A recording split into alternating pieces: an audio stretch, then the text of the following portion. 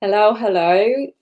It's Monica here, but I'm checking when I'm live on Facebook group. So when I'm live, it seems out that I am.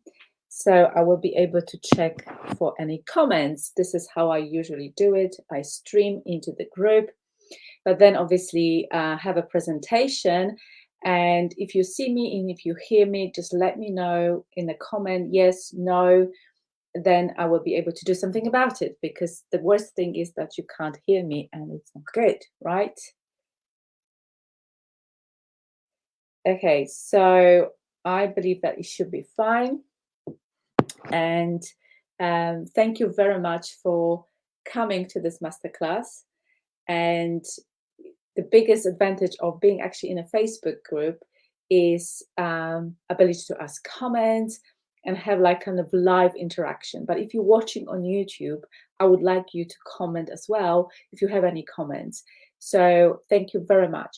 Today I'm gonna be busting some myths about how to detox safely, or generally about detoxifications, about truths and myths, what is backed by science, what it isn't, and just where people go wrong when in terms of advertising and marketing detoxes as quick fixes for different things, and people who take part in detoxes as well, because obviously there is the part who leads and the part who participates. And I think it's important to understand the motives of both.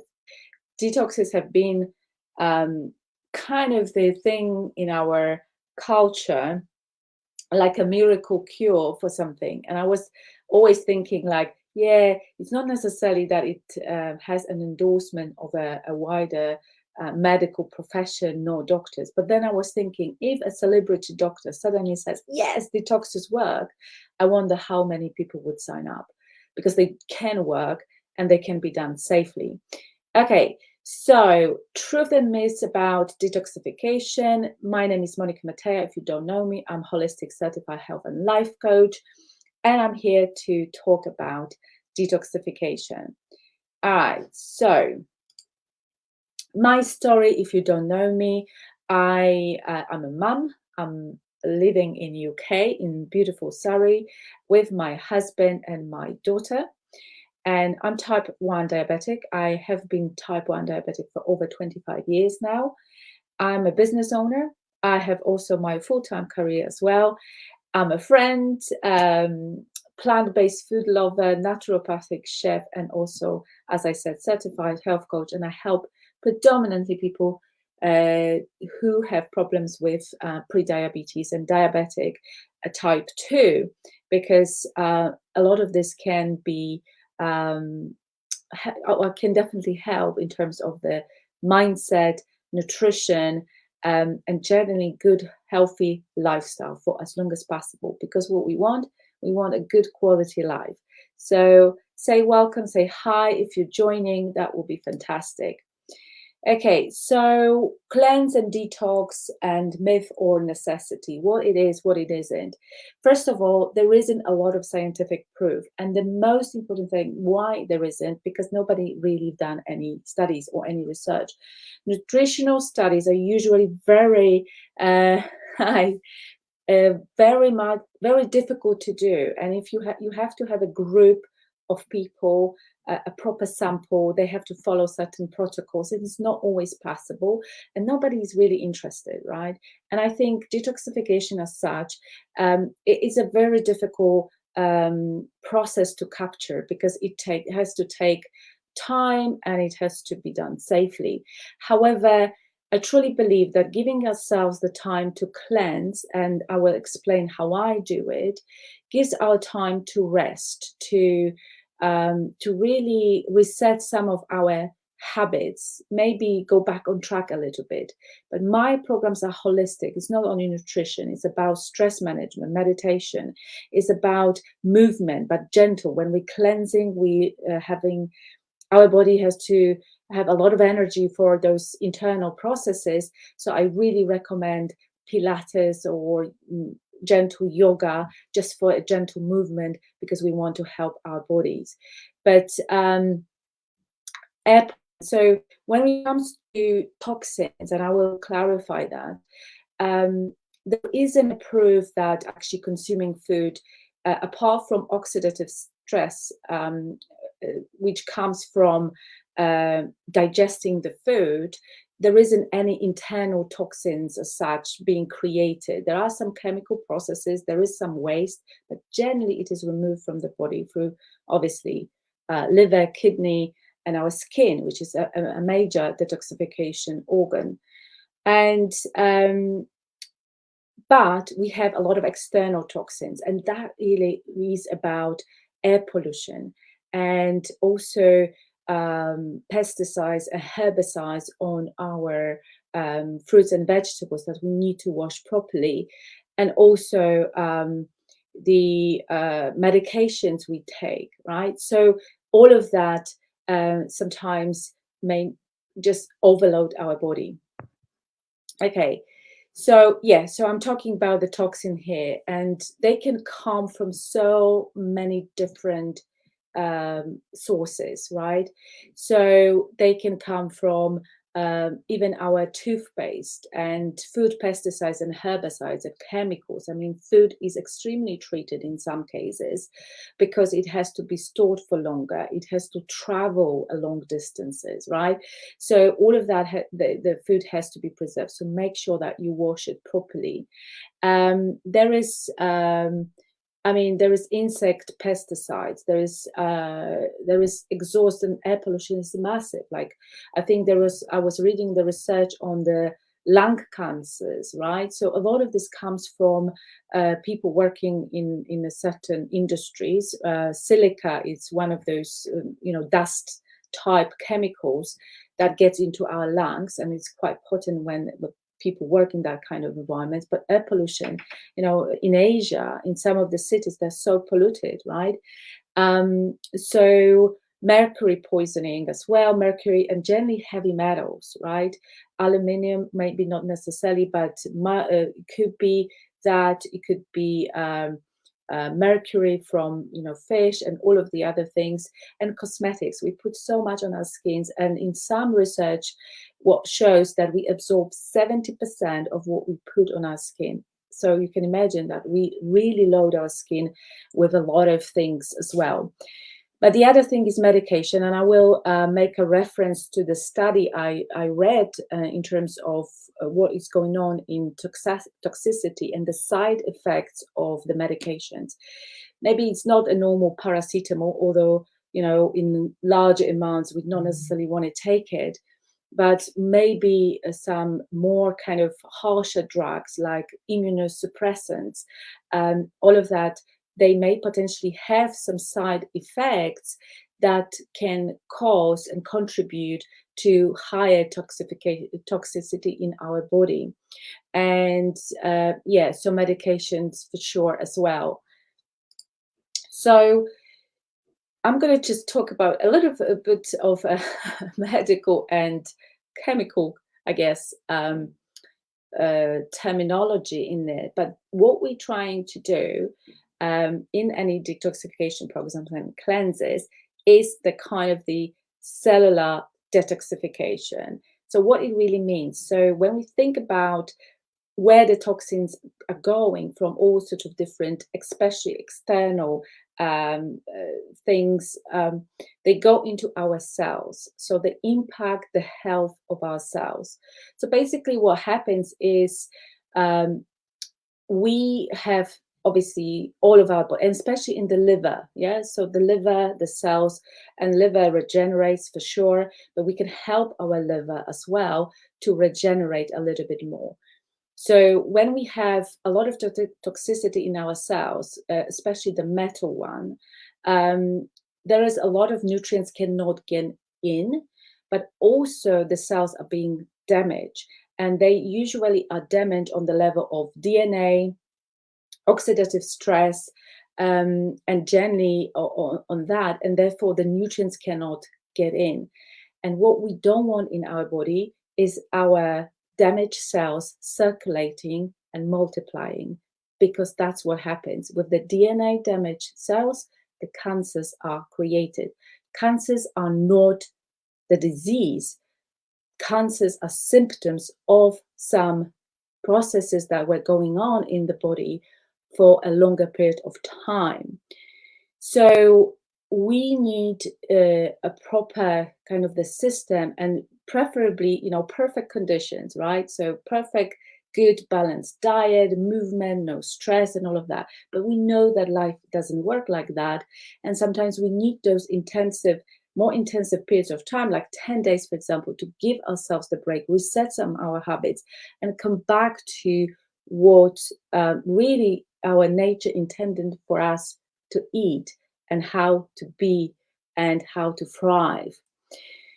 So on the cleansing level in the study, and there is a link in there, I will post it into the group if you are interested in a lot of chemical, like it basically, I was reading the study, and the study was done basically on people probably with cancers, the lung cancers, and what happens in the toxicity of the cells when they consume certain medications. I think that was the study, not necessarily the food as such. I think it has to be a harsher environment to have a good study done. But basically, they've noticed that some of those cancers, some of those situations and toxicity was caused by side effects of some of the drugs, but also the environment that the person lived, like, for example, quite polluted environment, because in that case was a lung cancer. But what was also happening is like they're trying to treat it. So what happens in cancers, for example, but generally just understanding why we are doing or potentially wanting to do the cleanse is to lower our inflammation markers in our body. And lower grade inflammation that usually lasts for years can lead to a lot of serious diseases, including Alzheimer's, including cancers, and even type 2 diabetes. It's not necessarily what you just eat for 5 days. It could last for years, and you contribute also unregulated sugar levels, right? So higher sugar levels in our body create inflammation as well.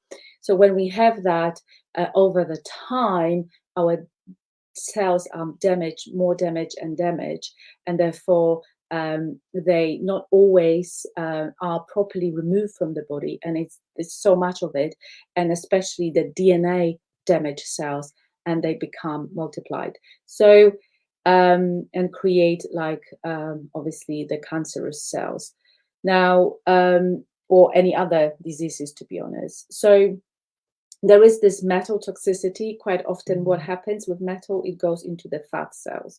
So the fat storage together with metals, that's apparently studies shows that this is where the toxic substances can go and hide for a very long time in our bodies.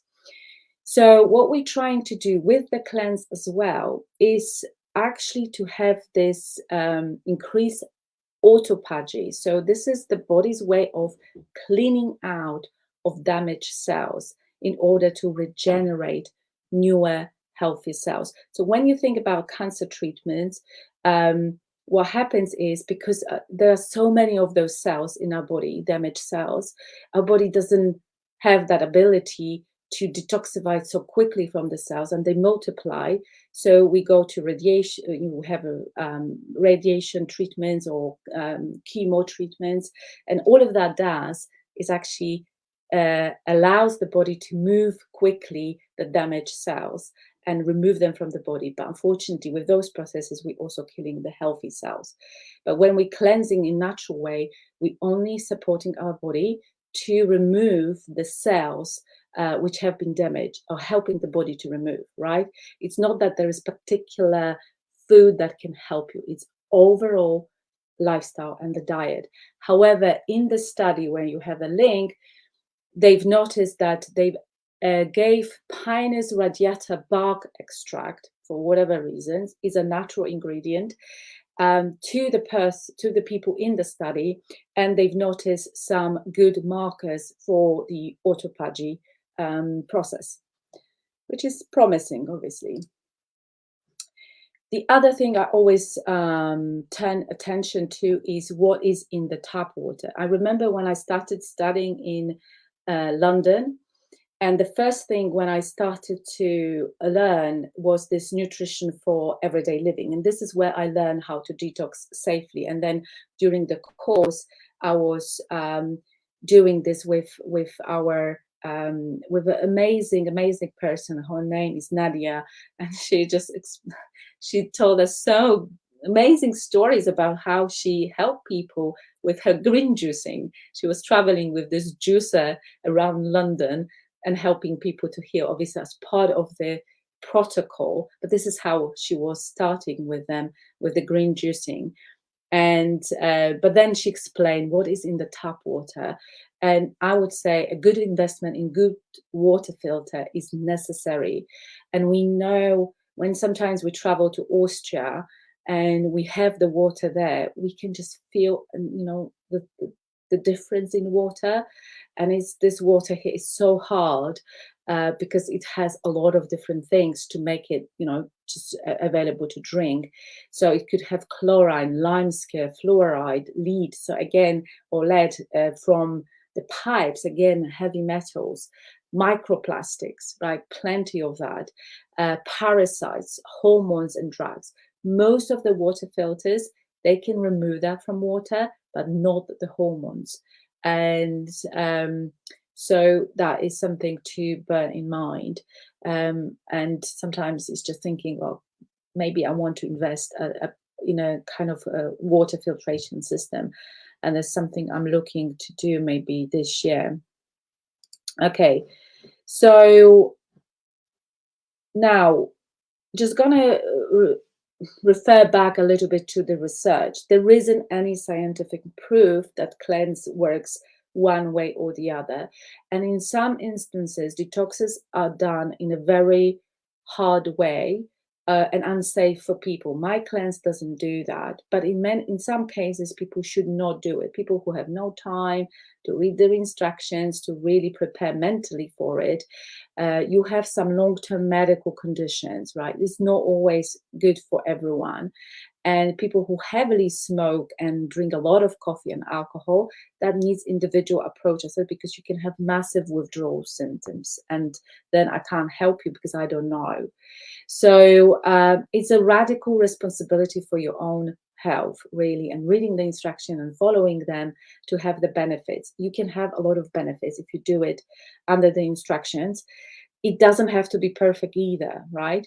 My cleanse is not about fasting. I recommend for a little bit, but I don't do juicing. Like for 5 days, we only do juicing.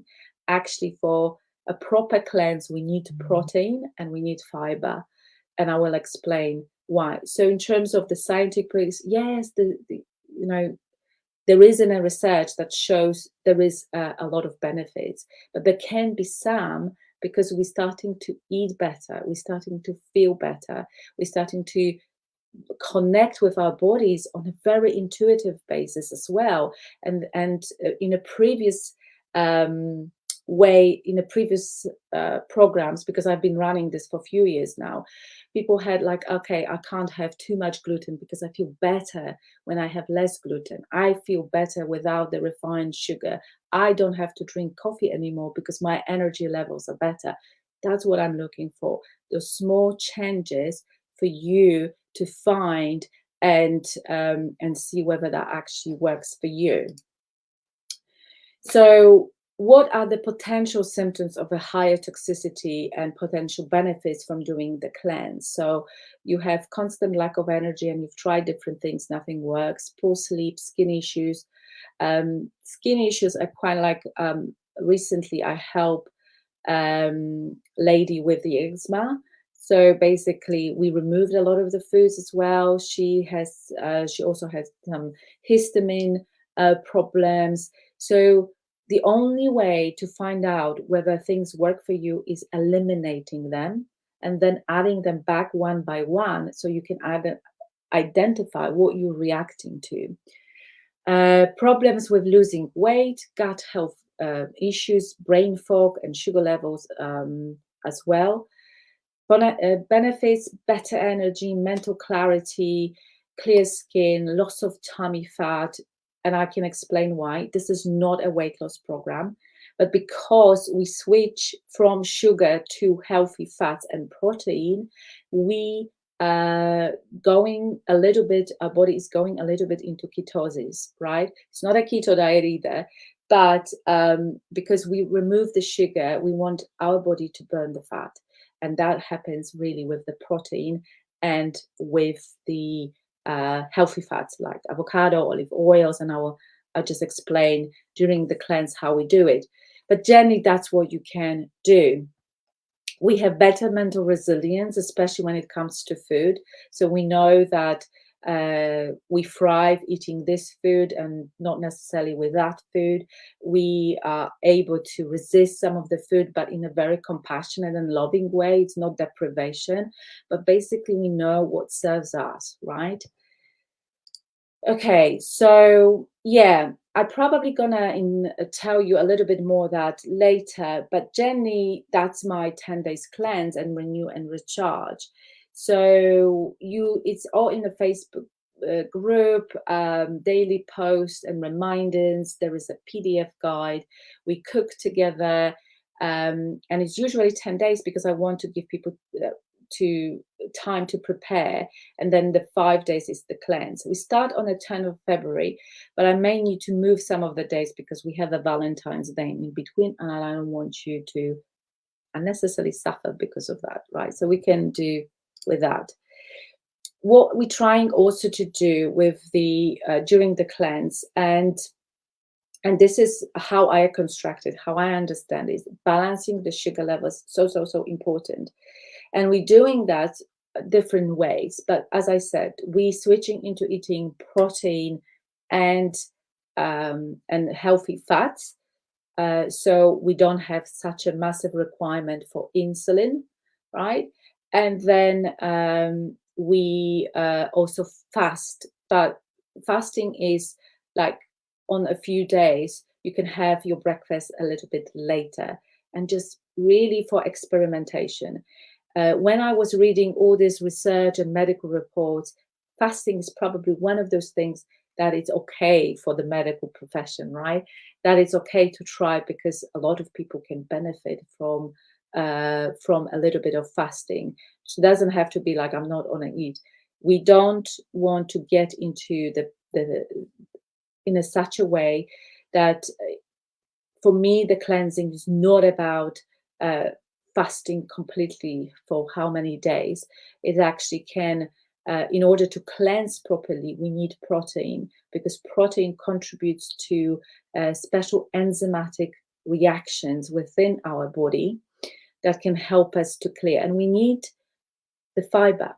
So at the beginning of each day during this 5 days, I recommend drinking a special flaxseed kind of drink, which is water and the flaxseed, which are grounded, obviously, and you drink it. Doesn't have a lot of flavor, but it's a natural stuff, and it has a lot of fiber, but it also has a lot of good fatty acids.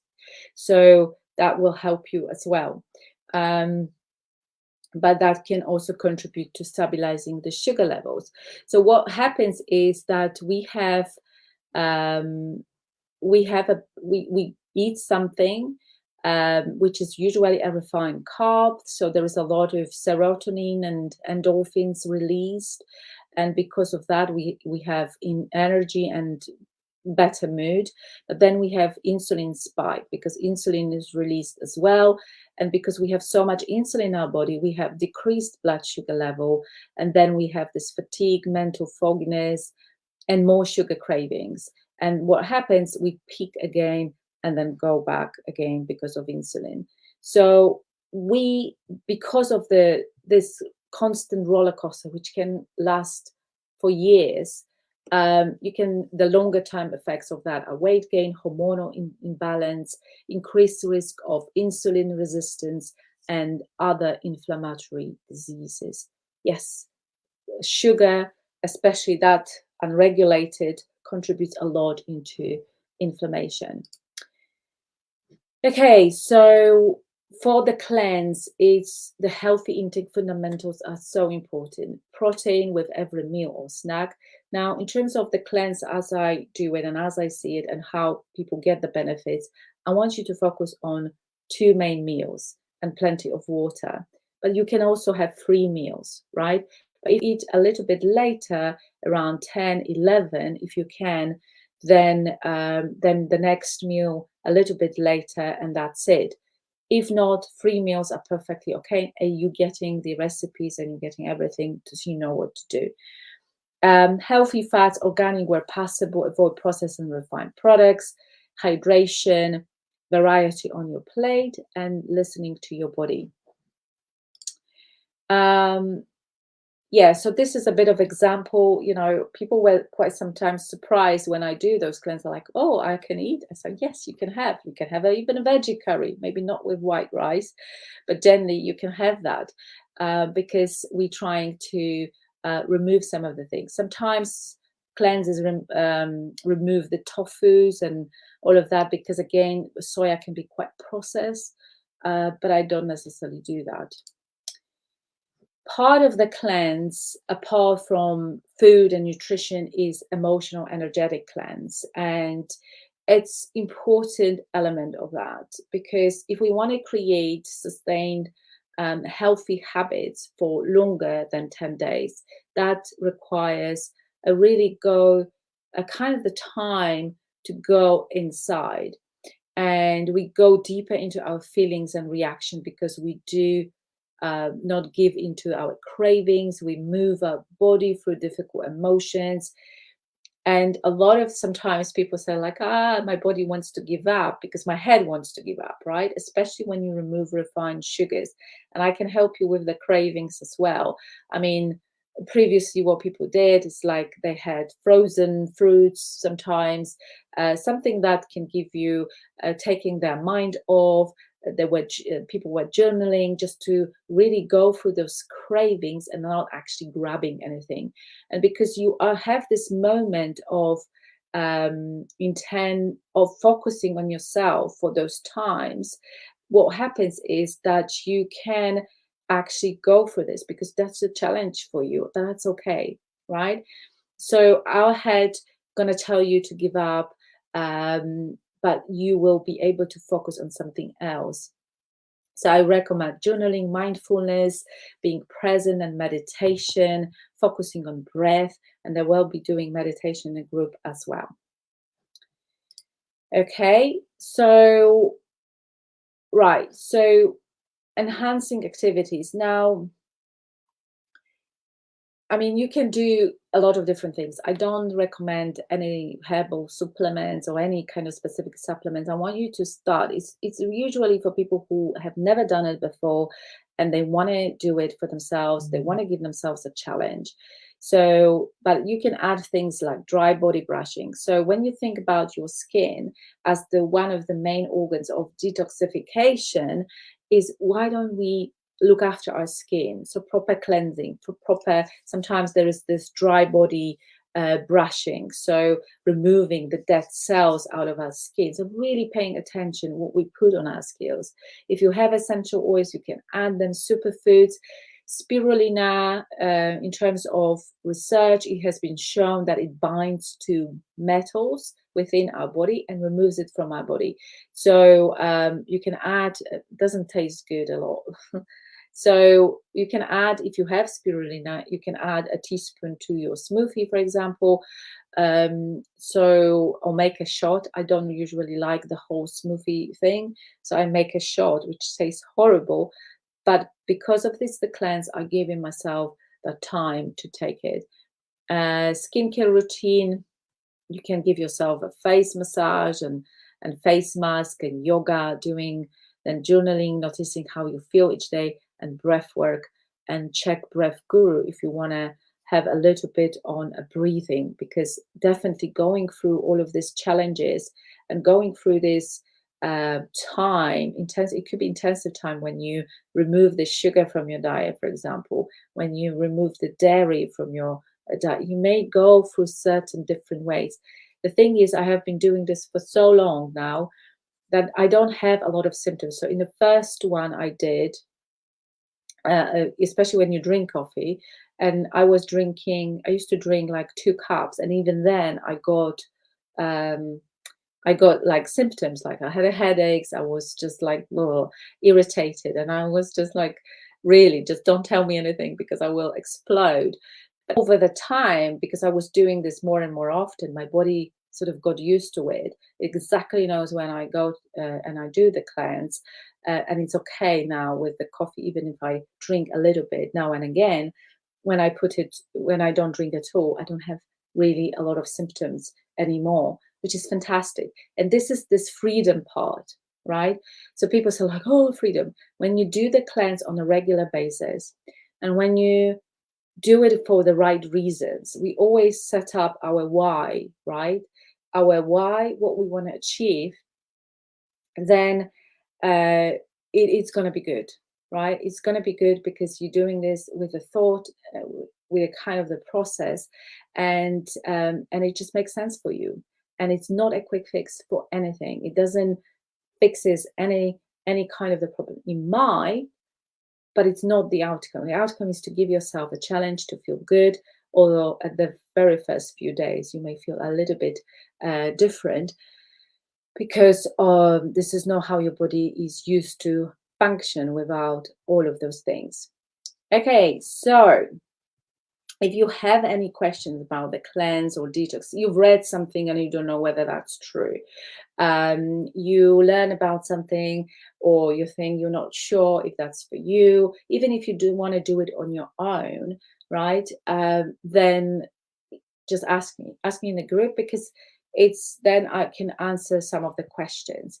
So we're starting on the 10th February. At the moment, it costs £67 to join in a special Facebook group where I'll be leading all the activities. One of the things I haven't mentioned, I will be adding the fermented food.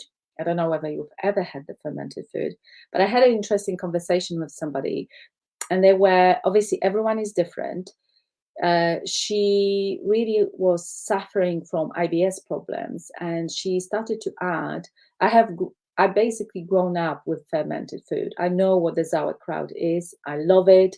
The same with other things. I have no problems, and my stomach doesn't react into it or in a bad way. But I think because I've grown up with fermented food, my my immune system is quite good. I've never been sick as a child. It's only because of I only had diagnosed unfortunately with type 1 diabetes, but I've never been really very very very sick, and some children were really sick because I grew up with a lot of air pollution as well.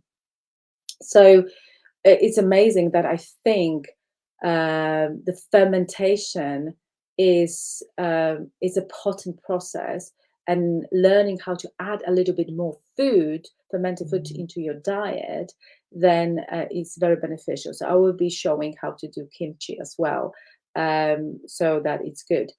Love your fermentation. It was an amazing and fun experience. Yeah. Thank you. Yes, I love fermentation class. Definitely love doing this. So I'm doing a cooking workshop on the 10th at my home. I think I have 1 or 2 places left. It's not going to be fermentation. It will be kind of low carb cooking and healthy cooking, or cooking for health, as I call it. And then I will be showing a few things, and that's a good start for the whole program. So if you live locally, let me know if you want to come. At some point, I'm going to do a fermentation class. I have it in plans end of the month, but I'll have to see how it's going to work out. So I was very interested in your words tonight about toxins that they may be in your body caused by medications. Yes, and this is very interesting, but that's the study I read about this. About actually, I think they were part of this study was they were analyzing the side effects, because obviously when you have those harsher medications, people suffer from a lot of side effects. And I think what happened is, in the study, they took some of those people who were given certain medications, and they've started analyzing how the cells reacting to the treatment, and why there are side effects. And the side effects were caused mainly by accumulated um, toxins from the medications, well, from the digestive process of the medications, right? So our liver, our poor liver. So, for example, one of the things is like when you have a liver problem or liver disease, you shouldn't be doing any cleanses and detoxes because um, under like that, it should be under special supervision. But your detoxification process will be different because obviously your liver cannot fully detoxify. But this is the main organ, and it just goes through so much. And when you think about it, I think there was research showing as well, like when you have a break in drinking alcohol, your liver regenerates better as well, right? We need to give our liver a break from time to time because we have so much in our life of different things, right? So yeah, so that's what I was told also in the studies about the side effects of the medication. That's why I rarely take any paracetamol or Nurofen, very rarely now, and I feel much better. Of course, if you have to take it, you take it, and I don't think there is. Um, if you take it from time to time, I don't think there is a problem. But I think we shouldn't be overdoing it. It all goes to our liver. And unfortunately, I had a situation with my dad. He actually had a liver disease caused not only for medication, but for years he was taking very harsh, well, very good, but harsh medication, type 2 diabetic medication, which I think couldn't be, they couldn't, the medication he was taking were not good for combining with alcohol and other things. And he was taking those medications for years. And I think to a certain degree, his liver was damaged by combining a lot of those medications and over the years and adding all of the other stresses plus alcohol as well. So it is interesting that we don't think about the liver, but when we think about, we're thinking like, well, I haven't think, but fatty liver disease not caused by alcohol is one of those very common diseases. And when it happens, it's just our body does not detoxify properly because of that. And to a certain degree, we all probably have a little bit of fatty liver somewhere, but obviously it's not really um, problematic because there isn't a lot of symptoms in it until you go and check it out, or because you suffer so much already. Like liver won't tell you that there is a problem until it is really bad, because this is such an important organ that it has to work properly. Okay. Are there certain foods you would recommend that would be good to eat to help with high blood pressure and high cholesterol? I would be interested in knowing more about this and about which foods to avoid. Um, I was watching a very interesting film on fat fiction. I think it was released, 2020. And now, high blood pressure, um, blood pressure obviously is caused by various factors, some of them genetic. In terms of the particular food, so it's not a low fat diet, it's the right good fat diet. So when we think about cholesterol levels, so the film explained that it's not about, like, for example, fat from meat, or it's all this hydrogenated fat. So in processed food, fat in margarines, and all of the kind of processed butters, some baked goods, right? So in terms of the cholesterol and blood pressure, I would basically say avoid those food and the rest is fine. Like there isn't any typical food that can help with that. It's just basically predominantly whole plant-based diet. So whole food, not processed. And that includes the oils, right? out of the oil, olive oil is probably the best, which you use for salad dressing, and avocado oil you use for a little bit of frying, which I usually do with a water, right?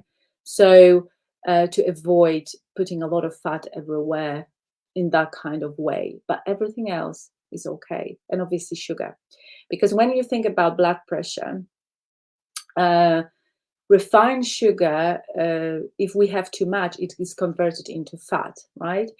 And what happens is, and when you have your blood test done, what you can do is check your triglycerides. So triglycerides will tell you how thick is your blood, and triglycerides are impacted by higher sugar levels and therefore lead to the blood pressure and higher cholesterol as well. So triglycerides are important. Therefore, I would say avoid hydrogenated fats in the form of margarines. A little bit of normal butter is better than some kind of low fat things. And generally, low fat are not necessarily the best because they have a lot of sugar. Or the processed food, right? And highly processed, ultra processed food, and sugar. Really, that's what it is, and you will be fine. But obviously, there are some genetic conditions sometimes too. So I hope that helps to a certain degree. But you know, in terms of the herbal things and all of that, there is the I would have to check, just because I don't want to make any mistakes in terms of that. But there are certain things. But as with every, I would say, herbal or even supplements, you have to take them regularly in a correct doses to ensure that they have the benefits you want them to have. And that, for example, cinnamon has been researched so much in terms of helping with regulating the sugar levels, but you have to have it every day in a special doses. So yeah, it's one of those things, but I definitely can have a look on that for sure. Yeah. Um, yeah, there was on the triglycerides. This is why I'm when they give me the cholesterol levels, I say I always wanted to see the triglycerides, because that will give me a bit of indication. And that was shown. I think that again, I was watching a program on sugar, and because I was surprised that people, like, for example, very slim, right, still can have a sugar problem, right? Because they obviously think like, well, I don't have to worry about putting on weight, so I can have all the things in the world. And they go and have their blood test done, and they being told that their triglycerides are actually a little bit higher. So in a few years' time, what may happen is they may have a blood pressure problems. So not tomorrow, but because it builds up and you don't change your lifestyle, that's gonna lead to that sooner or later. So it's worth checking for sure. So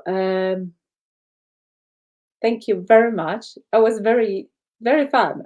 When people watch and ask questions, I love that. So we can have a little bit of interaction. You can always ask questions in here underneath this video for sure. If you want to join the program, let me know. If you have any other questions, let me know for sure. And I hope to provide the answers. All right. So take care.